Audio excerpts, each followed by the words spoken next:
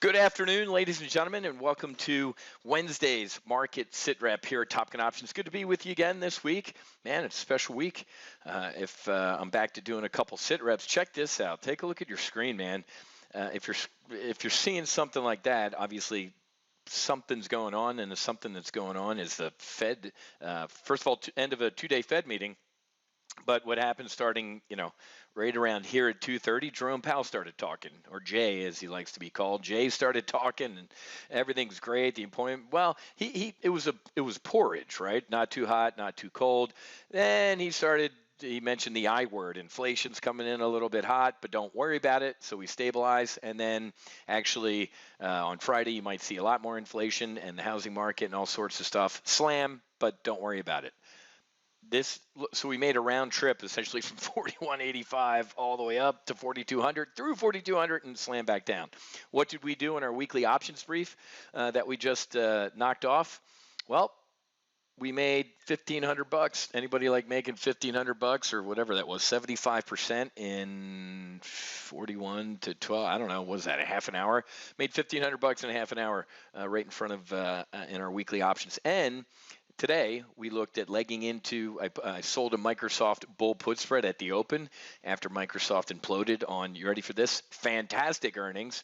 I'm like, nah, that's too much of an implosion. Put on a bull put spread, and then in the brief, we sold a bear call spread to leg into an iron condor on Microsoft. So there's kind of the gap down on the open. I sold a bull put spread right here, up about $400 or $500, and then we added a bear call spread as Jerome right around here in that pop. So we have an iron condor on Microsoft, which is sitting here right there, potentially, risking $8,500 to make $5,300, and it's going right through the uprights here so far.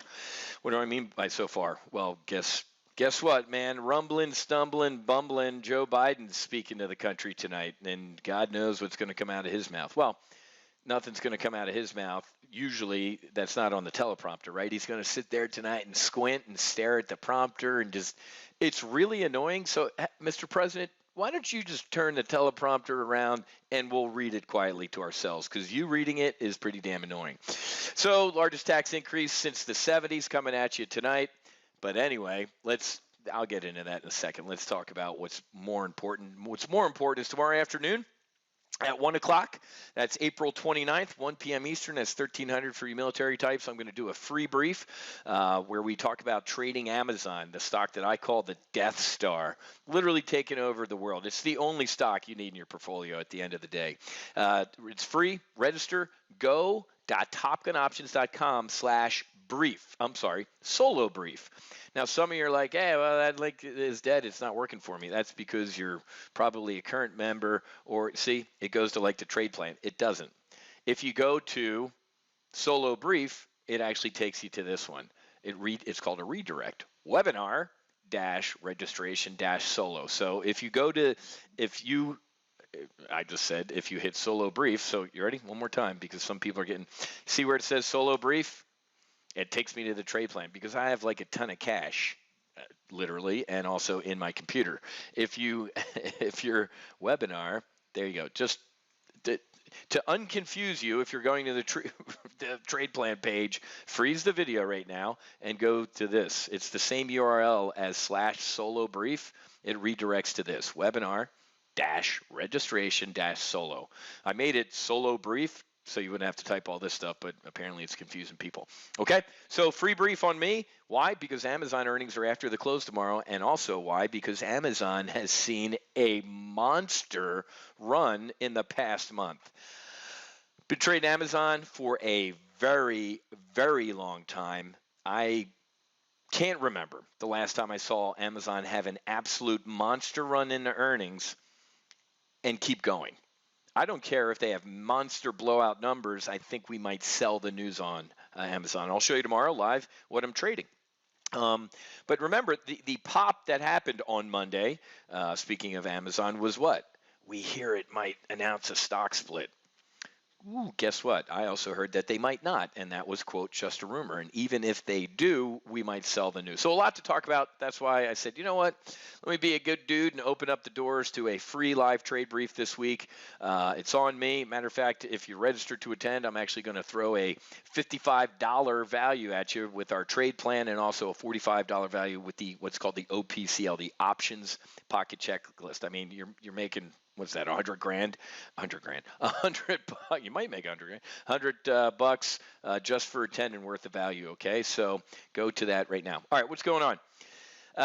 China is going to invade Taiwan in the next 4 years. Russia is going to invade Ukraine in the next 4 years. Israel is going to attack. They're already attacking Iran, and Iran is already attacking Israel. But it will come to a head in the next 4 years, and North Korea is going to be firing a ton of bottle rockets. So in the 4 months that Joe Biden's been in office, the world is literally disintegrating before our eyes, let alone our country. It's really interesting to watch Jerome Powell speak about, well, we're trying to get back to full employment. Are you high, Mr. Powell? Hell, there's McDonald's is offering $50 for people to come in to interview. We are at, Mr. Powell, Democrats, Mr. Biden, Mrs. Pelosi, and Chuck. Every American who is currently getting some form of government sit at home, not paid not to work, can find a job. Throughout this entire past couple weeks of earnings, just about every CFO, CEO, COO has said, we're having problems hiring. Whoa, hold on. There's 20 million Americans out of work.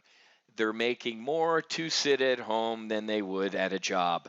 Welcome to the end of America and to the birth of the United Socialist States of America. Last time I checked, paying people not to work, or actually taking money from people like me to pay people not to work, is socialism. If you live in the socialist state of California or New York, and if the Biden tax increases go through, you will be paying, depending on who you are, more than half. I saw 63% for some folks. 63% of what you make with your bare hands is going to go to the government. You feel good about that? Last time I checked, taking more than half of what I make is socialism. Welcome to America today. So tonight we're going to get Rumblin' Stumblin' Joe. Folks, we are, even with what he's going to say, I mean, if he shocks tonight, I'd be shocked, because the market doesn't like getting shocked. He's going to give us a 100,000-foot view. He's going to wrap his largest tax increase in the 70s in platitudes. Shining house on the hill and fair share. I love Thomas Sowell, great American, one of the great minds in this country. I love his question. What exactly is your fair share of what somebody else earned? Usually when I say that to a liberal or a Democrat, they just kind of, I'm a racist, homophobe, misogynist, and they, you know, when you're called that, you obviously are winning. But no, seriously, what is your fair share of what I earn? Do I use the United States Navy, the interstate highway system, or a public school more than somebody else? Of course I don't. Matter of fact, I use them less. But it'll be interesting tonight, because people are like, hey, man, what if he says some freaky stuff tonight? It's already in the market, guys. We know massive taxes are coming. The rich are already scrambling with their tax accountants, their tax attorneys, or their shields. Or the rich aren't rich because they're stupid, folks. So it ultimately slides downhill to us, you and I, and we're going to get stuck with it.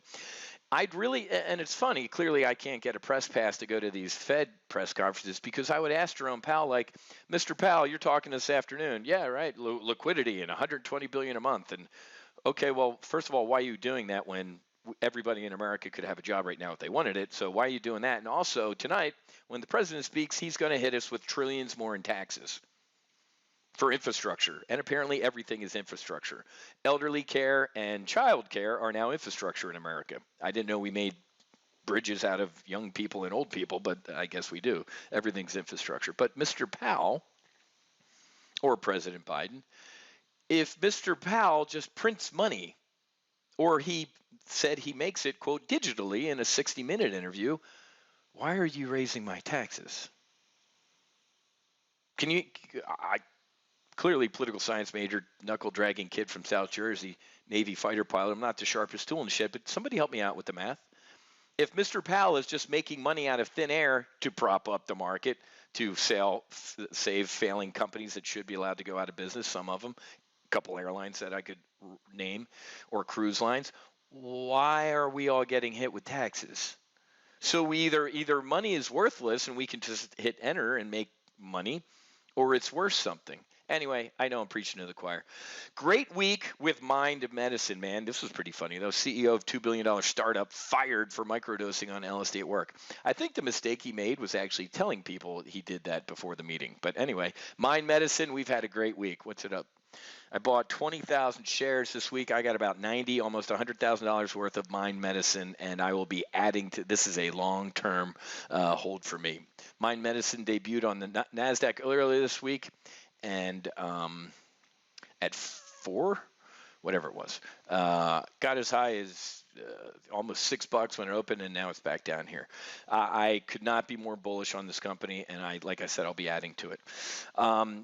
For all the reasons we covered in our primary live trade brief yesterday. Let me move this Musk thing over to here because this is pretty funny. Elon Musk, folks, it really does crack me up. Gets away with murder. And I'll tell you why. I've told you why over the years. Remember a couple years ago when he tweeted funding secured 420? We were in a live trade brief. I laughed. I'm like, dude, that guy's funny. That's weed. He's making a weed joke. Stock popped. Funds got little old ladies in tennis shoes that were short Tesla got destroyed. I had a buddy who's lost his job as a portfolio manager because he was short Tesla. Around that time, he did the whole funding secured 420 tweet. It was one of the most shorted stocks. He grabbed his phone and he stuck it to the shorts. Manipulating the market, especially with a joke, is criminal. What happened? You're Elon Musk. He got a slap on the wrist and said, you know what, you need to clear your tweets through your board of directors or somebody going forward. Yeah, okay, I'll do that. And he never did it.